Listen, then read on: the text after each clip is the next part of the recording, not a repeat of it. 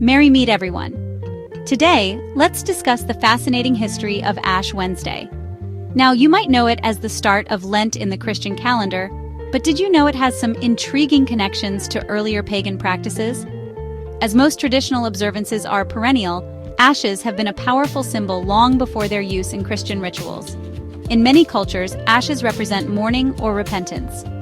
They were part of springtime rituals symbolizing cleansing and the start of renewal. The early Christians adopted these customs, using ashes as a tangible symbol of penitence and humility. By marking the forehead with ashes, they acknowledged their mortality and the need for redemption. But have you ever wondered about the pre-Christian roots of this practice? In Jewish tradition, for instance, ashes were used during periods of mourning and penance. The Book of Job mentions sitting in ashes as a sign of grief. It was common to sprinkle ashes on one's head during times of lamentation. Ancient Greece and Rome also saw the use of ashes in various rites involving purification or mourning. Participants in certain mystery religions wore ashes as signs of humility and initiation, symbolizing the transient nature of life. In many pagan or folk traditions, ashes played a role in rituals meant to ward off evil or for cleansing purposes. After a fire, people sometimes used ashes in protective charms or rituals.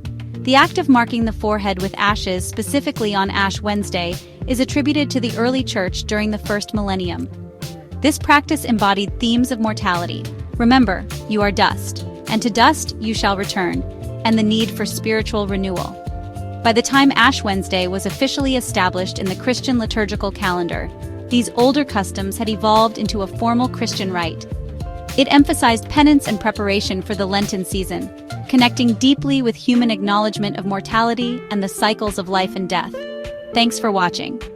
If you're interested, check out the Christo-Pagan book series by Nancy Chandler. Remember, respect others' faith choices. Everyone's path is valid and personal.